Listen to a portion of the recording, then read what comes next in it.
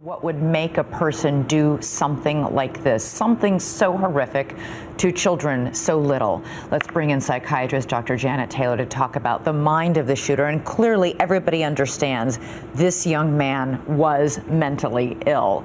But to pick children, young children as his victims, I mean, that is about the worst thing you could do.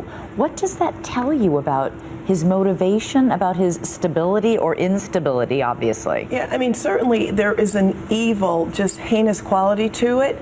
And the fact is, it's impossible to predict who will be violent, but risk factors are individuals who have been exposed to physical abuse, sexual abuse. If there's an underlying psychological impairment, which certainly he was described as odd and possibly was in the autism spectrum, if there is have access to guns and weapons, and certainly individuals who may have revenge in their mind, but again, who wants to hurt innocent children? Well, I mean, obviously there are a lot of people in this country who are autistic or have Asperger's syndrome and never commit any violent act. A lot of people who frankly are mentally ill. A quarter of the population by some estimates have mental illness of some kind and never commit a violent act.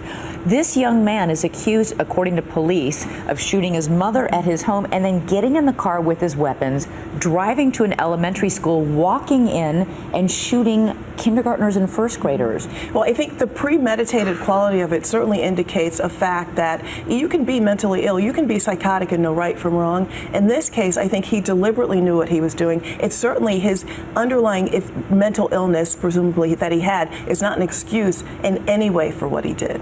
And obviously, is the fact that the target was young children, does that give you any indication as to perhaps he was trying to hurt something that meant something to his mother? I mean, presumably that would be the link. Unfortunately, we will not know, but you'd have to think that the fact that he killed his mother and then went and killed just innocent children who maybe there was a link between his mother and his kids and the kids, or maybe he just felt like he was doing something so horrific that he would always be remembered. We won't know, but at the end of the day, it's just we have to pray for the families and understand that at some point we will understand a motive, but it still will never be enough to bring these poor kids and adults who died back. Okay, right now focus is on the families and those victims. All right, Dr. Taylor, thank you so much.